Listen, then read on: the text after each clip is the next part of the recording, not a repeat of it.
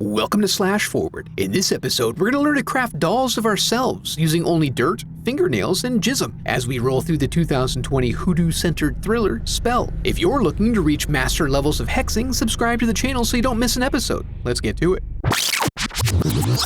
We open on a man remembering his rough childhood spent getting whipped by his father. Despite this, Marcus has grown into a tremendously successful man in terms of finances, not necessarily in terms of his personal life, as he laughs and chides his wife who got herself stuck behind a simple door. He does eventually pick it for her to reestablish their spousal trust. At work, we learn he's a ruthless and unrelenting attorney, engaged in leading a delicate strategic initiative for a huge class action lawsuit. His day of crushing it is interrupted, however, when he gets a call from an attorney working out of his hometown. Strong indication of bad news incoming, and as it turns out, his father has passed away. Well, bye! Over dinner, we learn that they've been estranged for a very long time, so much so that his children, Ty and Sam, haven't even met him. Regardless, Viora determines that a patriarch deserves reverence, especially in death and regardless of how they live their life, so they'll all be attending the memorial service. Soon they're enjoying the fresh mountain breezes of Appalachia, up in their little single-engine plane piloted by Mark, because he is a talented dude. They make one stop along the way, touching down on a single runway airport out in the boonies. The kids fuel up while Mark heads in for a Diet Coke and some Eye of Newt. As Ty tries to get some bars on his phone, he enlists the help of a passing fisherman, who convinces him to let him see the phone in order to best provide assistance. In the course of their conversation, Ty whips out his withered hand to point out that they're heading up yonder, which spooks out his new friend and causes him to continue on toward his fishing hole. Inside, Marcus settles up on the fuel. The proprietor's busy crafting some talisman of protection and good fortune, which he recommends to Marcus, but the offer is declined. And then they're just about to take off when the town sheriff rolls up to slam his huge Johnson on the table and make sure they all know who's in charge around here. But all their papers are in order and he's just scoping things out. So soon they're back on their way into creepier and stormier territory. The adults have a tempestuous argument about the best way to rear children, contrasting the tension between giving them a better life and outright spoiling them, and their emotions are matched by the surrounding Addy. I've flown in this before, just everything's cool. Nope. We then take a brief journey back with Mark, remembering a childhood pig slaughtering that startles him awake in someone's attic with some minor to moderate injuries to his foot. He hobbles to a window and peers out, only to find that he's off in a holler somewhere. Eloise then busts in to provide comfort and first aid, insisting he lay back in his bed before talking or providing any information whatsoever. But he sours their relationship immediately by taking the Lord's name in vain. So she calls up Earl and Lewis to help get his big ass back in bed. After a few more blasphemes, he remembers suddenly that he had an accident, and old Earl tells him that he was the only one they found in the plane. An intense desire to begin searching for his kin gets him all riled up again, so they get to putting that hoodoo dust in his face to calm him back down a bit. Then Eloise goes out to get some prime dirt from the yard and some laundry from the line, all vital pieces of this special recipe she's cooking up. By the end, she has a unique little doll, which Earl finishes off with a loogie as Lewis digs up some fresh graves. When Mark wakes up again, he's feeling a bit calmer and pleads with her for an ambulance and a search party to find his family. But in his attempt to convince her, he accidentally distracts her as she goes off on the unimportance of legal tender, the offer of which is only secondary to his request for his family. She also tells him she doesn't have a phone anyway, and quickly whips out the special boogity she made of him. It's a magical doll that's made with parts of him, such as blood and hair. A pinch of semen. Oh yeah? If good things happen to the doll, they will happen to him, helping him heal. So she sets his new friend up at the window to keep the devil out and goes about her business. Marcus decides to test whether his foot can bear weight. He finds the door is locked, but does discover an unlocked window. Despite the unsure footing, he climbs out and goes gallivanting across the rooftops. He makes it a good way, eventually arriving at the beacon where he pauses to observe the events below. Some of the townsfolk have come for magic healing, and while they're using animal parts tonight, they're promised something more pure and powerful coming up real soon. The elderly parishioners are granted healing of speech and sight, causing us to pause and wonder why Eloise waited so long to cure them of their ailments. But we're distracted from this when Julius uses his fresh pair of goat eyes to look up, and what he sees is Marcus. So they put the party on ice and grab Lewis as they rush back to the room. Marcus now finds himself in a race to get there first so he can play like he's sleeping, even though he is fully saturated with water. He does make it, and while Eloise has her suspicions, she's not ready to outright accuse him of lying, because that's no small thing. After another daddy dream, Marcus wakes up to find some nourishment, and his complimentary assessment of the victuals seems to put him back in favorable graces. As Eloise joyfully heads downstairs to serve him up a second helping of stew, he takes the chance to remove the ding-a-ling out of his doorbell. When she returns, he casually asks her about the cell phone alerts he's been hearing, but she brushes this off with righteous indignation.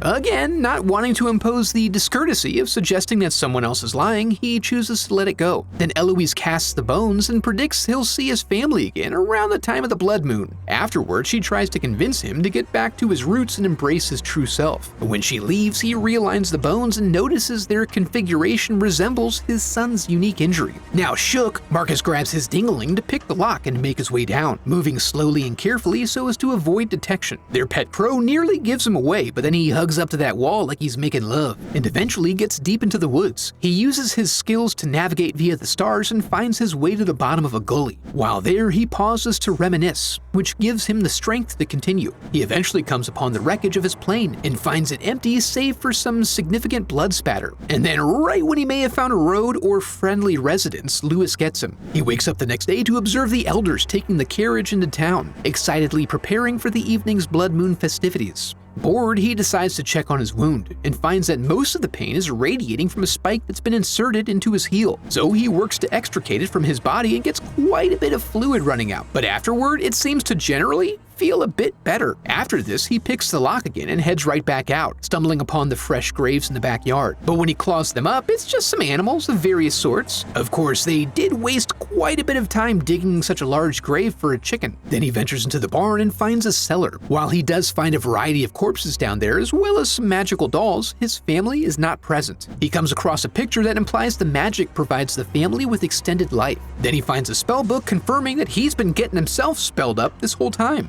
Thinking fast, he grabs a variety of magical items and puts together at least one boogity of his own, which he stashes away under the front porch. Inside the house, he hears another cell phone alert and goes to find it. While he does locate the stash, he has to hurry off when they return from their day trip. Understanding the importance now to continue the ruse in the hopes of getting some info on his family, he decides to go ahead and reinsert the foot spike. And slowly, feeling its rough edges grip and pull at his flesh the whole way in. It's lucky he did this because under suspicion that he's been up walking around, they take a peek at his swollen foot. As soon as they leave again, he makes an emergency call. The sheriff relates that his daughter and wife came into the station a few days ago and he's been out looking for him. He provides the names of his captors who are familiar to the sheriff, and he promises to head that way. Now wanting to make sure he's ready for company, Marcus undoes his foot spike. Make up your mind. This provides no advantage at this point, however, because upon the arrival of his rescuer, Eloise storms in and puts the hoodoo on him, preventing him from using that spike, removing his tongue, and then spiritually binding him. But he's very determined, so he rolls over and easily walks to the window, but he can't shout. And instead of making some other noise while the opportunity is present, he works to reconstruct the doll and then shuffles off. This was the best option, we learn, as he bursts out of the woods at just the right moment to catch the passing sheriff after sundown. What? I mean, how? Safe in the car, he completes the necessary steps to regain power of speech and movement, and explains what's happened. The sheriff calms him, letting him know it'll all be over soon as he returns him to his captors. Twist? In the barn, they march in his family, who are all entranced by the hoodoo. Then they lay him down on the table to start the magic on him, but he pulls the old switcheroo on Earl and flashes back to show that he did similar switcheroos to some of their supplies and potions. So he got the awake powder instead of the sleep powder. The whole town then runs off scared, for plot convenience. He then administers the awake powder to his family, and we're happy to see them all alive and intact. Well, mostly intact. He then runs the plan with his family before heading out to bushwhack the sheriff, giving strong indications that he is a master of Krav Maga. He has just enough time to pick up his doll as the villagers arrive back with torches and pitchforks. Lewis goes in first and gets to choking him something fierce, but soon finds his lungs are full of water, a side effect of his boogity getting stashed in a water bucket. Eloise senses this somehow, but it's too late. Then they have a final wizarding showdown where Marcus hits her with the dust before hammering her boogity through a pillar. Now accepting of who he is as a person, he offers no comfort, instead locking her in the barn to burn alive. He then holds off the townsfolk by showing that he has boogities of them all, even those of them he never previously met. So they let him walk away slowly while the unspent fuel cells that were stored in the barn explode behind him. The family, now reunited, then drives off into the night, hoping that if they hurry, they might still make it to the funeral service. I have a website set up where you can support the channel through donations or merch. I'd like to take a moment to give a huge thanks to my donors memorialized in the Hall of Headshots.